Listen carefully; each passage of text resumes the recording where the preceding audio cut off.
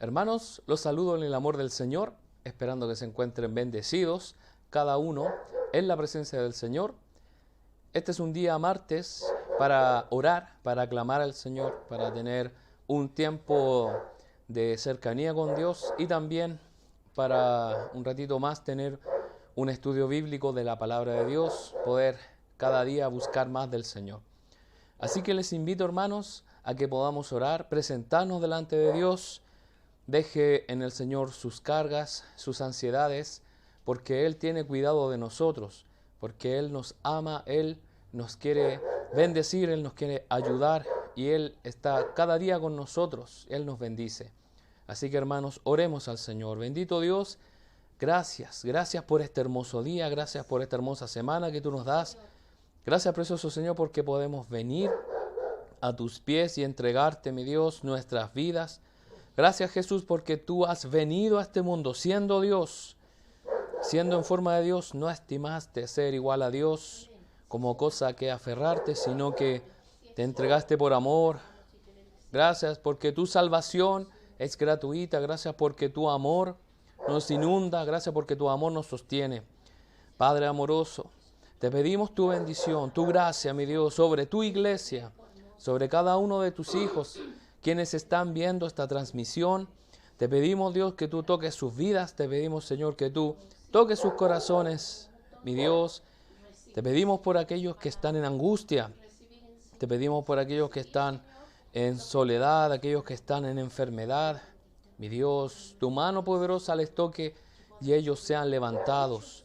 Mi Dios, gracias porque nos has dado vida. Gracias porque nos has dado salud. Gracias porque nos has dado, mi Dios, estas herramientas tecnológicas para poder llegar a muchos hogares. Mi Dios, gracias porque podemos reunirnos, mi Dios, de forma virtual, porque podemos buscar tu rostro. Mi Dios, te agradecemos los corazones comprometidos. Te agradecemos, Dios, por aquellas personas, aquellos hermanos que están, mi Dios, conectándose, mi Dios, con esta reunión. Mi Dios, tu bendición les alcance. Tu Espíritu Santo descienda sobre nosotros, actúe y obre en nosotros para bien, para que haya sabiduría, para que se abran nuestros ojos espirituales, para que se abran nuestros oídos espirituales, para que nuestra boca también pueda proclamar tu grandeza, para que nuestra boca pueda proclamar tu palabra, que es la que trae vida. Nada, mi Dios, en esta tierra nos puede dar más paz, nos puede dar más alegría, nos puede dar más sabiduría, que estar en tu presencia, que estar mi Dios, escudriñando y conociendo cada día más de tu palabra. Mi Dios, nos gozamos en ti, porque tú eres nuestra esperanza. Nos gozamos en ti porque tú eres quien nos da la razón de nuestra vida. Tú nos das un propósito, tú nos das de tu gracia.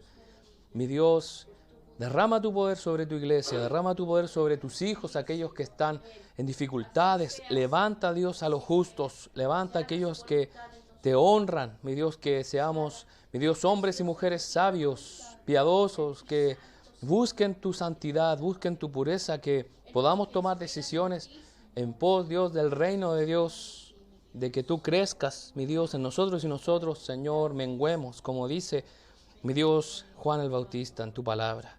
Mi Dios, obra en nuestras vidas para tu beneficio, para el beneficio de tu iglesia. Mi Dios, queremos extender el reino de los cielos. Que venga tu reino, Dios, a nuestras vidas y también a quienes nos rodean. Que seamos tocados por ti.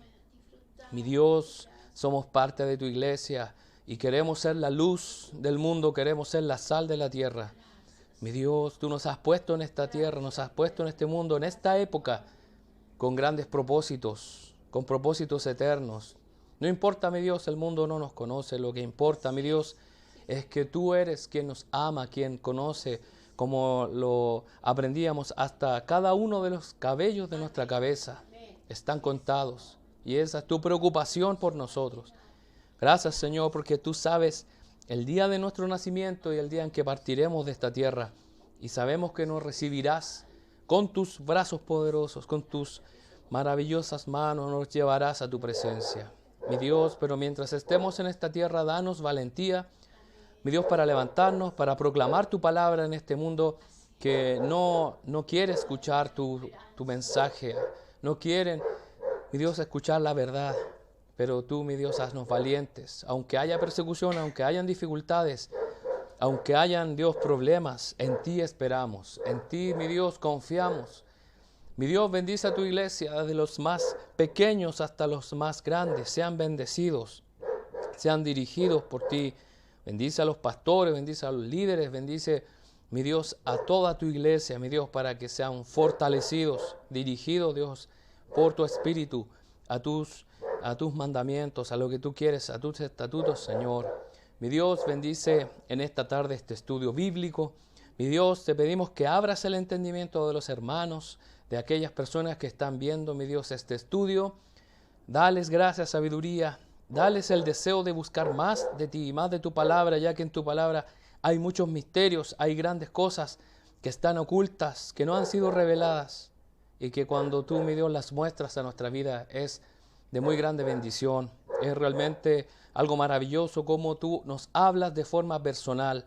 Mi Dios, bendice a tu iglesia, bendice a tus hijos.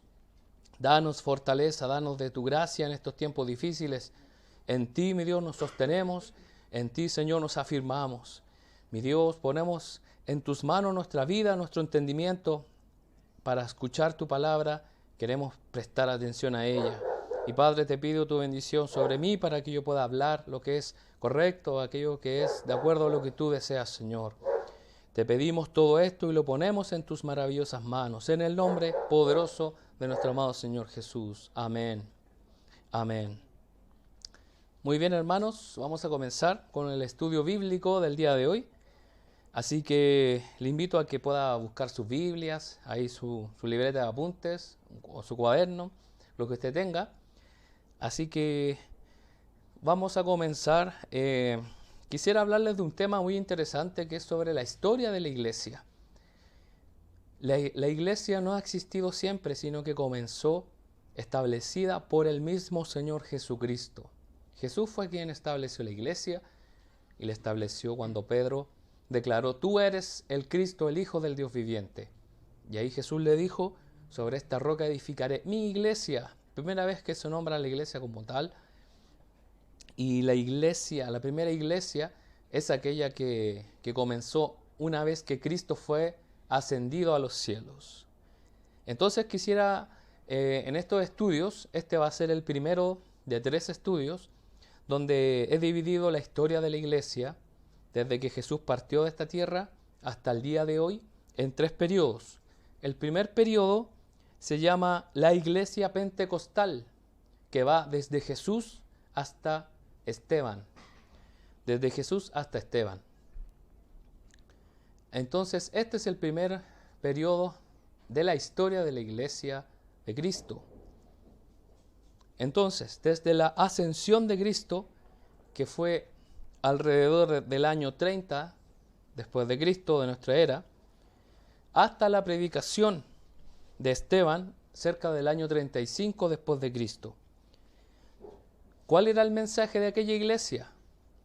Todo aquel que cree en Jesús como el Hijo de Dios y lo acepta como su Señor y Salvador, habiéndole confesado sus pecados y en obediencia, forma parte de la iglesia cristiana en todo el mundo. En todo tiempo es bueno confesar nuestra obediencia al Señor.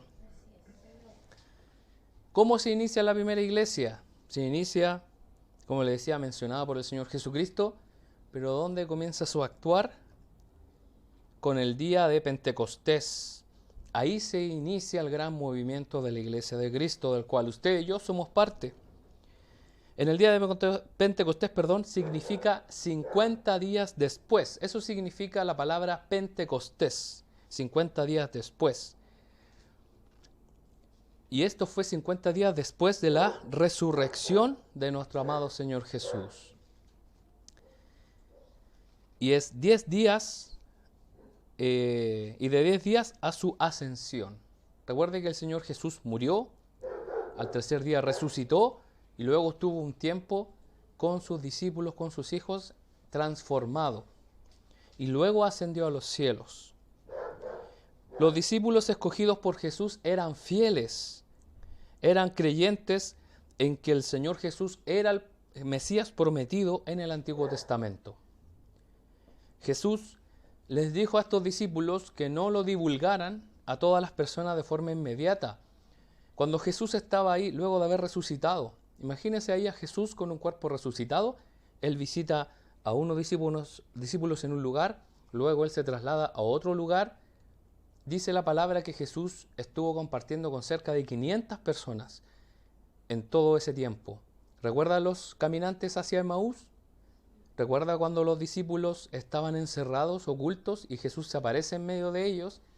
Y ahí había un discípulo que faltaba, que era Tomás. Luego Jesús se retira, viene Tomás y dice, si yo no lo veo, si no toco sus heridas, yo no voy a creer. Y es donde Jesús, en su gracia, en su misericordia, va y se aparece nuevamente, estando todas las puertas cerradas. Entonces Jesús tenía un cuerpo transformado. Pero ahí Jesús les advirtió y les dijo, aún no salgan a divulgar mi mensaje, tiene que pasar algo. Veamos lo que dice Hechos, vamos a leer el libro de los Hechos, capítulo 1, del 1 al 4. Hechos capítulo 1, versículos 1 al 4.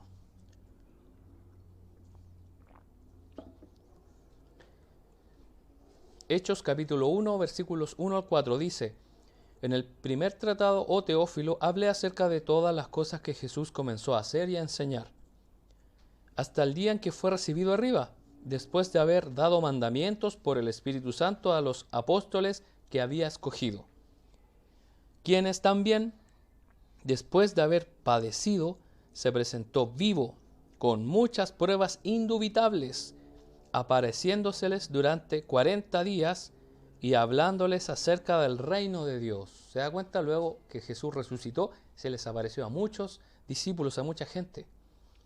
Y estando juntos, el versículo 4 dice, les mandó que no se fueran de Jerusalén, sino que esperasen la promesa del Padre, la cual les dijo, oísteis de mí. Aquí dice que no debían ellos divulgar, no debían ellos proclamar el mensaje de salvación. Dice que tenían que esperar. Les mandó que no fueran a Jerusalén, sino que esperasen la promesa del Padre. ¿Y cuál era esa promesa? Era el día de Pentecostés.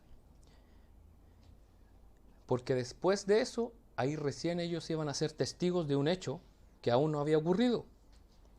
El día de Pentecostés, los seguidores de Cristo estaban reunidos. Habían cerca de 120 personas. Imagínense 120 personas reunidas en un lugar. Estaban orando y buscando a Dios. Estaban buscando al Señor Jesús. Entonces vino ese día el Espíritu Santo sobre ellos. En su experiencia ellos vieron descender como lenguas de fuego desde lo alto y se posaron sobre sus cabezas. En ese momento Dios les iluminó el entendimiento, la mente, y les dio un nuevo concepto del reino de Dios. Les dio valentía, les dio gracia para proclamar el mensaje de salvación. Y Él les dio el poder para llevar la palabra de Dios, que no es cualquier cosa. La palabra de Dios no es que yo tome la Biblia y empiece a hablar o a recitar, sino que tiene que tener un contenido, una intención. Por eso cuando Jesús hablaba todos se quedaban callados, porque lo decía con tanta autoridad, no como quizás en las películas a veces vemos acerca de Jesús. A veces vemos un Jesús ceremonial, como que el actor se aprendió el diálogo. El Jesús verdadero realmente no era así. El Jesús verdadero tenía una intención y por eso hasta sus enemigos, hasta sus detractores los dejaba callados o los dejaba impresionados. Y el Espíritu Santo es el que ha descendido sobre la iglesia en el día de Pentecostés y ha morado desde entonces en la iglesia. Entonces, si usted, hermano, ha buscado del Señor, ha reconocido a su Señor como Salvador personal, el Espíritu Santo ha descendido sobre usted como testimonio de aquel hecho. La iglesia, no como institución o como organización, a veces vemos la iglesia como una institución. La gente critica la iglesia católica, critica la iglesia evangélica. Pero hermano, la iglesia no es una institución como tal, sino es una posesión, somos parte, eso es una condición de estar en el reino de Dios. ¿Qué es la iglesia? Es la confraternidad de los hijos de Dios. Es estar unidos con el cuerpo de Cristo. ¿Y cómo se le llamó a aquella primera iglesia? En aquella época se le llamó la iglesia pentecostal. Y es la que yo le estoy describiendo en este primer periodo de este estudio bíblico. La idea, hermanos, es que vayamos analizando, vayamos aprendiendo la historia de la iglesia a través de los siglos, hasta el día de hoy. Y como le decía en un principio, el primer periodo se llama la iglesia pentecostal porque parte desde la ascensión de Cristo hasta la muerte de Esteban. Luego, más adelante, en otros estudios bíblicos, vamos a ir viendo la segunda parte y la tercera parte. El testimonio de los miembros de esta iglesia, de la iglesia pentecostal, era su arma principal. ¿Cuál era el arma principal de la iglesia pentecostal o de la iglesia primitiva? El testimonio. Lo que yo viví, lo que yo vi. ¿Se acuerdan, hermanos, lo que dice la palabra ahí en Hechos? Cuando vino Pentecostés, ellos recibieron nuevas lenguas, nuevos idiomas para proclamar. Y entonces, si había un egipcio por ahí y el Señor le daba a uno de sus hijos ese idioma, esa persona podía escuchar que Jesús vino del cielo, el Hijo de Dios, hizo sanidades, hizo prodigios, y Él murió en una cruz y resucitó, cosa que jamás había escuchado. Puede haber habido mucha gente que no conocía aquella historia, pero debido a que todos los discípulos, a todos aquellos hombres y mujeres de Dios recibieron este don de nuevos idiomas, dice la palabra, cuando se traduce lenguas, se traduce como idiomas, no como una sola palabra que se está repitiendo como reiteradamente, sino que es un idioma. Ellos conversaban. Y dice la Biblia que ellos, ¿qué es lo que decían? Proclamaban la gloria de Dios. Entonces era un mensaje entendible. Entonces, una de las principales armas de la iglesia para predicar era el testimonio. Y con eso llamaban a todas las personas a rendir su vida a los pies del Señor. ¿Cuántos habían ahí proclamando eso? 120 personas. 120 personas que el Señor utilizó para expandir el reino de Dios por todo el mundo hasta el día de hoy.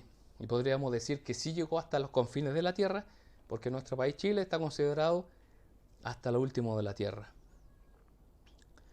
Y hermanos, por su gran testimonio, estos eran 120 testigos, fueron poco a poco aumentando, sin haber distinción entre aquellos que pertenecían a los judíos como aquellos que no. Pronto se comenzaron a llegar no solamente personas comunes y corrientes, sino ciudadanos romanos, soldados, incluso emperadores, que llegaron al conocimiento de Cristo. Obviamente por la predicación de hombres y mujeres de Dios. Recuerda que había uno que dice, Pablo, por poco me convences a ser hijo de Dios, pero detente porque no lo voy a hacer, cuando estaba ahí ante esas autoridades. Por ejemplo, uno de los principales hombres de Dios de aquella iglesia fue Esteban. Esteban, siendo un hombre laico, ¿usted sabe lo que significa la palabra laico? Laico es muy común utilizarla hoy en día en una discusión entre el Estado y la iglesia. ¿Qué significa la palabra laico? Ahí si usted quiere la nota. La palabra laico significa que es independiente de toda confesión religiosa, que es imparcial, o sea, no se apega a ninguna institución. Entonces Esteban era un hombre laico, uno que era independiente de toda confesión religiosa, no era ni judío, no era en este sentido de aquella religión de los fariseos, no.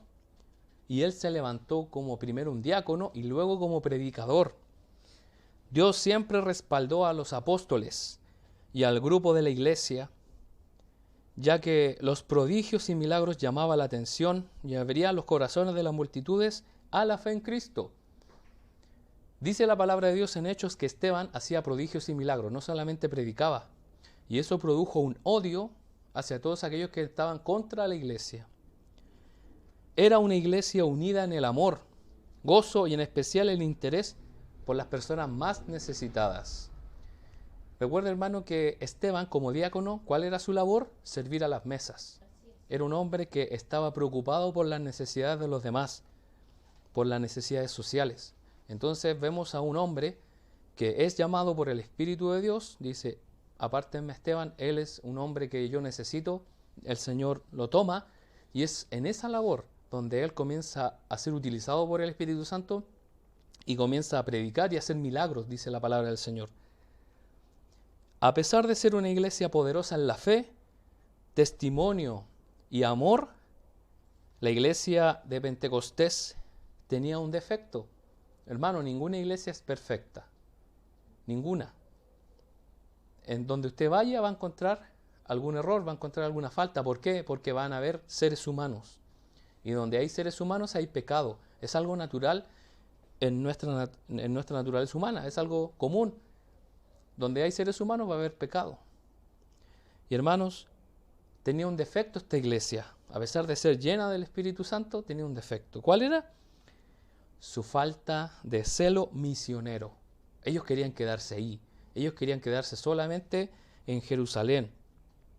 Entonces, ¿qué es lo que hizo Dios? El Señor permitió que hubiera persecución. Para el Señor no estaba alejado de su poder el hecho de que había gente que odiara a la iglesia. El Señor pudo haberlo evitado, pudo haber impedido que esa gente agrediera a la iglesia, que los persiguiera, que los matara. Pero el Señor lo permitió.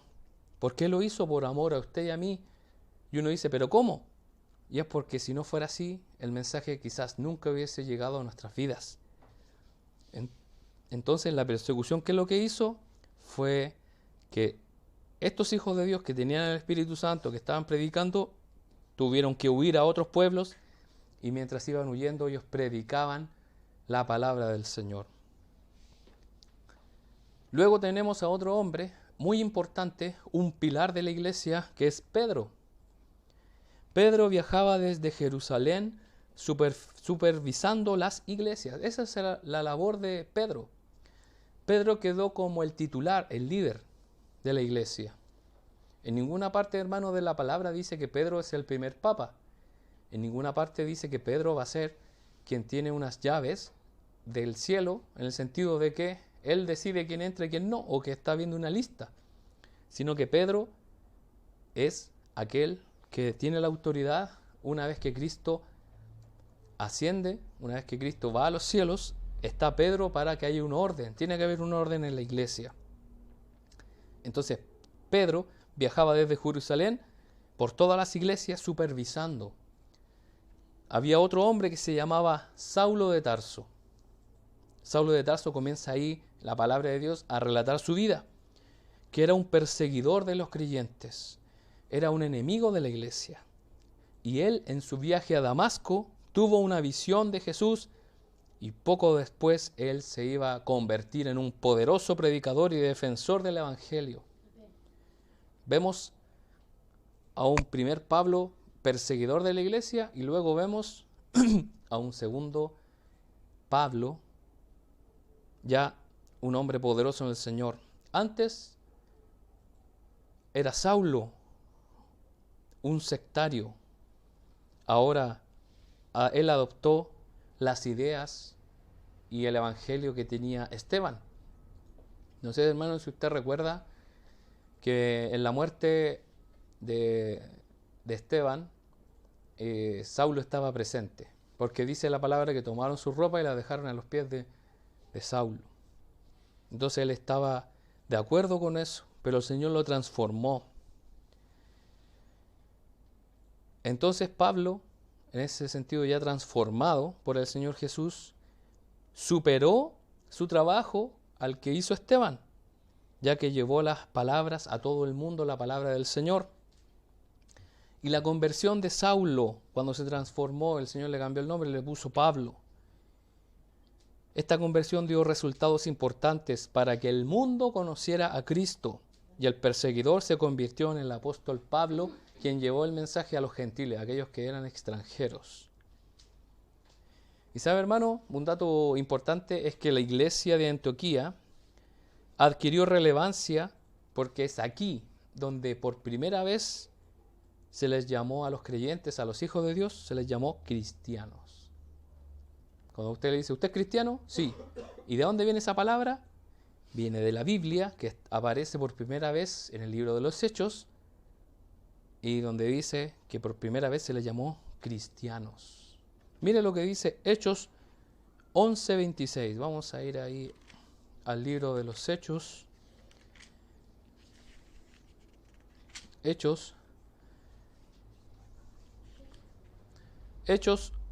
11:26.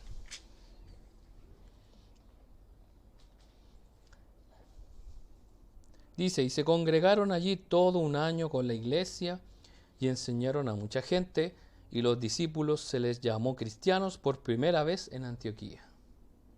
Entonces aquí aparece por primera vez en la iglesia de Antioquía, un centro principal de la predicación del apóstol Pablo. Si usted escudriña más los viajes misioneros de Pablo, él tomó como base la iglesia de Antioquía. Entonces los creyentes hermanos de Antioquía enviaron ayuda a los hermanos necesitados en Judea. ¿Quiénes eran aquellas personas que transportaban esta ayuda? Saulo, Bernabé, todos aquellos hermanos que estaban en los viajes misioneros.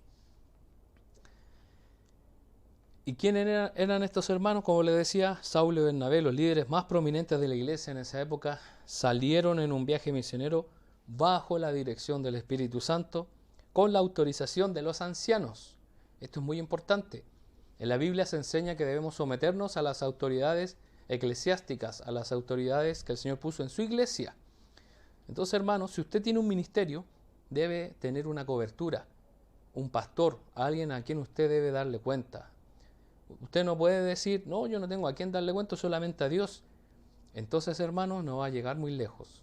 Porque si el apóstol Pablo, un hombre poderoso en Dios, reconoció una autoridad que es la de Pedro o que es la de los ancianos que estaban en la iglesia de Antioquía, este hombre fue bendecido y una vez que terminaba su viaje misionero, volvía. Recuerde que él estaba un tiempo en una iglesia, otro tiempo en otra iglesia, él no se quedó para siempre.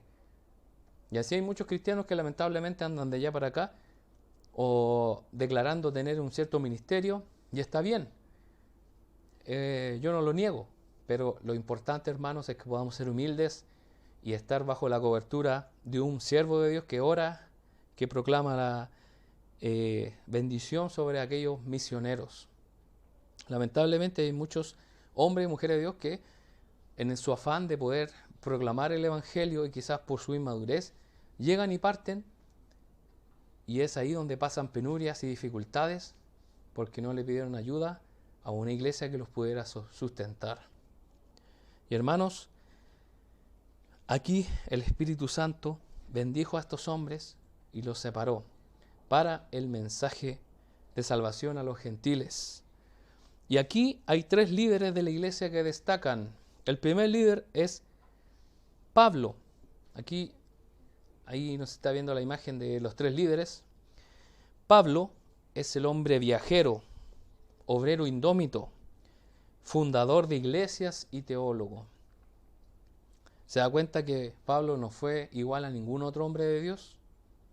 Ni tampoco los otros hombres de Dios fueron iguales a él. ¿Qué es lo que hacía Pablo? Pablo viajaba. Puede ser que el Señor le llame a viajar o no. Cada uno tiene un llamado diferente. Pablo era obrero. Dice la palabra que él fundaba iglesias y luego se retiraba. Y cuando él les escribía las cartas le decía, ¿cuánto ruego volver a verlos? Lamentablemente a muchas de esas iglesias él no pudo volver a verlos, a visitarlos, ya que finalmente fue tomado prisionero y fue muerto debido al mensaje de salvación en Roma. A otro hombre de Dios tenemos a Pedro, a quien ya habíamos mencionado. ¿Qué es lo que dijo Pablo de Pedro? El apóstol Pablo dijo que Pedro era una de las columnas de la iglesia.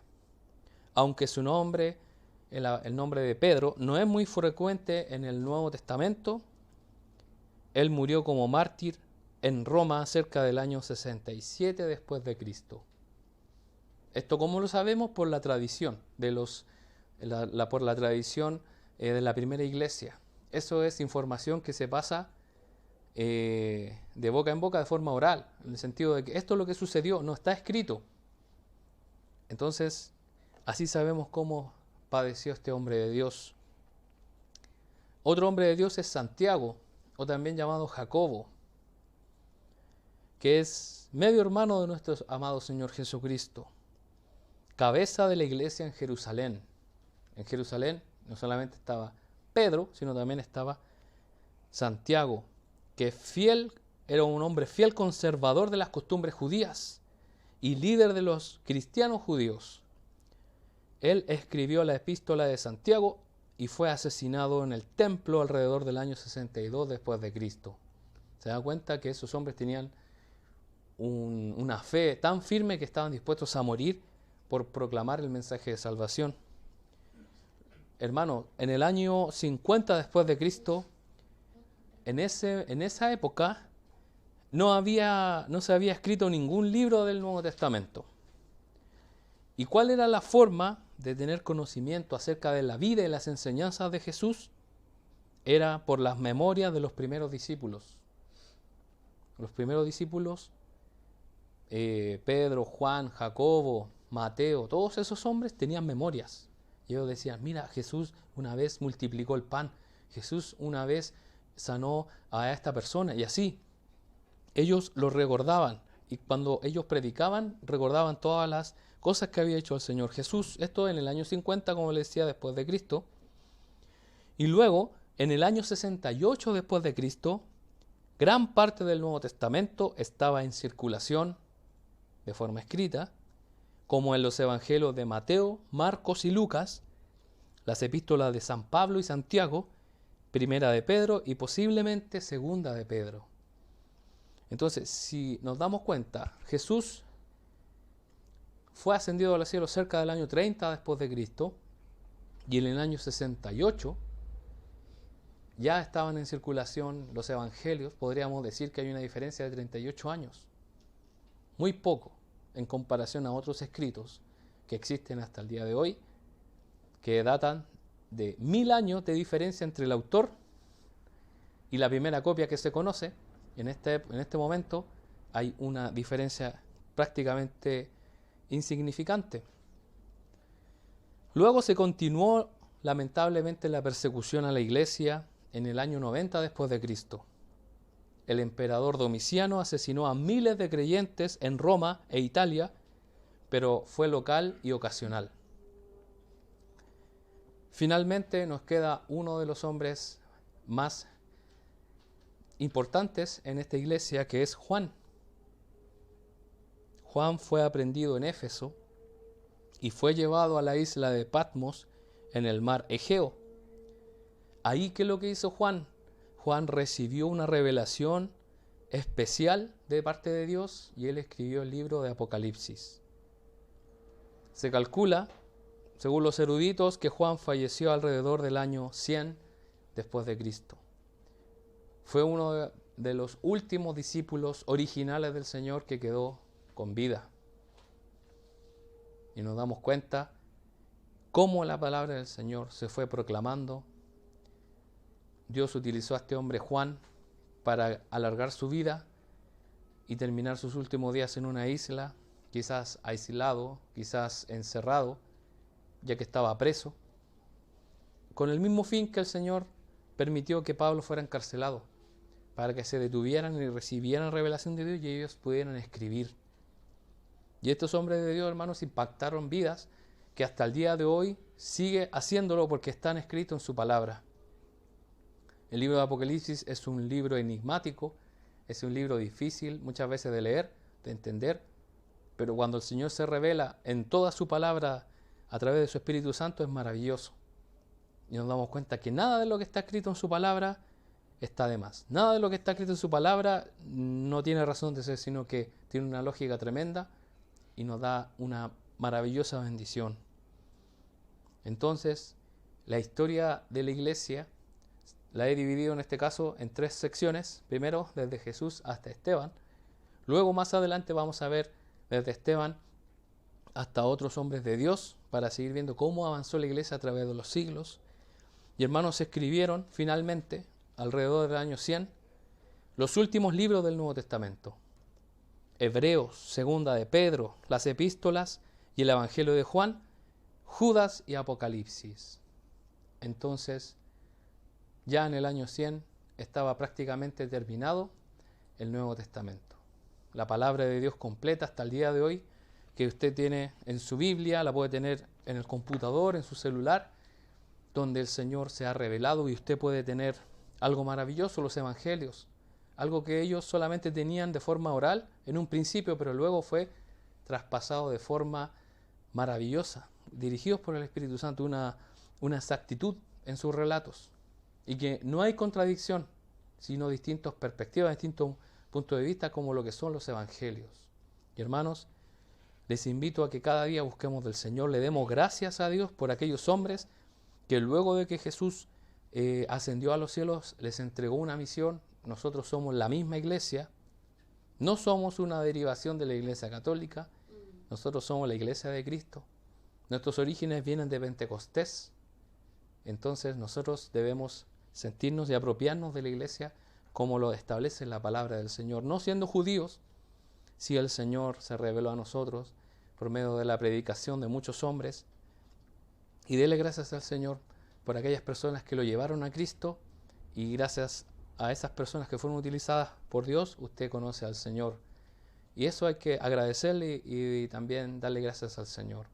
Hermano, le quiero invitar a que pueda orar.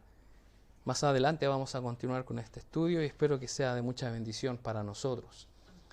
Bendito Dios, gracias te damos por que hemos visto, mi Dios, cómo tus hombres, cómo aquellos hombres que fueron inspirados por ti, escribieron tu palabra, se levantaron para proclamar tu verdad, para proclamar tu mensaje de salvación. Mi Dios, te pedimos que tú derrames tu bendición sobre nosotros, al igual que lo hiciste con tus hijos en aquella época. No solamente habían hombres, sino que habían mujeres que escuchaban de buena gana tu palabra, y también ellos, Señor, conocían más de ti, buscaban más de ti. Habían niños, habían jóvenes, habían ancianos. Gracias, Señor, porque tú derramaste tu gracia, les diste fuerza, a pesar, mi Dios, de las dificultades, a pesar de la persecución. Y mi Dios, si llegara a pasar lo mismo con nosotros hoy, si hubiera una persecución firme contra la iglesia, tomemos esta misma actitud de levantarnos firmes a obedecer tus mandamientos y a ser luz y sal de esta tierra. Mi Dios, gracias por estos hombres y mujeres fieles que nos dan un gran ejemplo a nosotros. Así también bendice a tu iglesia para aquellos que están débiles, aquellos que están indecisos o confusos. Trae claridad, trae revelación de tu palabra.